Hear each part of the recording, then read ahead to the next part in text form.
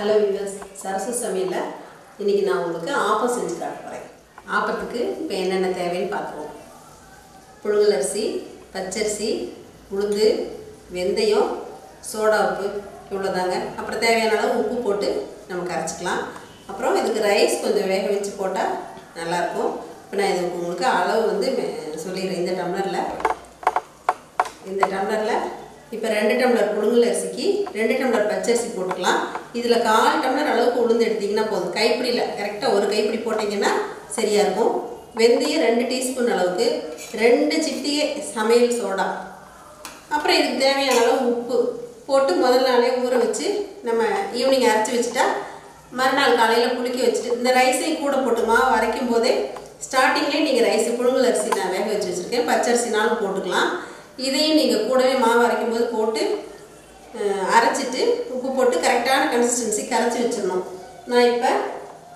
நான் முதல் நாளே ஊற வச்சுட்டு அரைச்சி நான் கரைச்சி வச்சுருக்கேன். இப்போ ஆப்ப மாவெல்லாம் ஊற்றும் போது நல்லா கலக்கிட்டே ஊற்றலாம். நான் இப்போ இந்த ஆப்பத்தை உங்களுக்கு ஊற்றி காட்ட போகிறேன். இந்த ஆப்பசட்டி போட்டிருக்கேன்.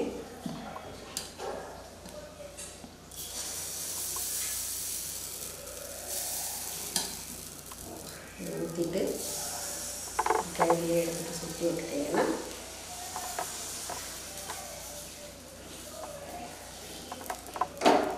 2 நிமிஷத்தில் ஆப்பம் ஆயிடும். இந்த ஆப்பத்துக்கு ஆயிலெலாம் எதுவுமே வேண்டாங்க, நல்லா எடுக்கவே வரும். நான்ஸ்டிக்குங்கிறனால சொல்ல, நீங்கள் சாதாரண சட்டியில் ஊற்றினாலுமே ஆப்பத்துக்கு வந்து எண்ணெய் விட வேண்டியதில்லை.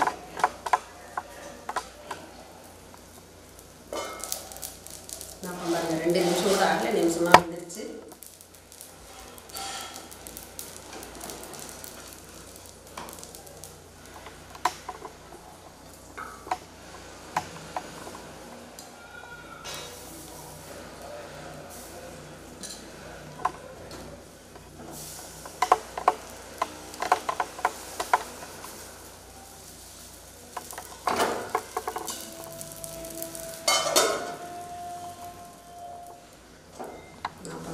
வந்துருச்சு.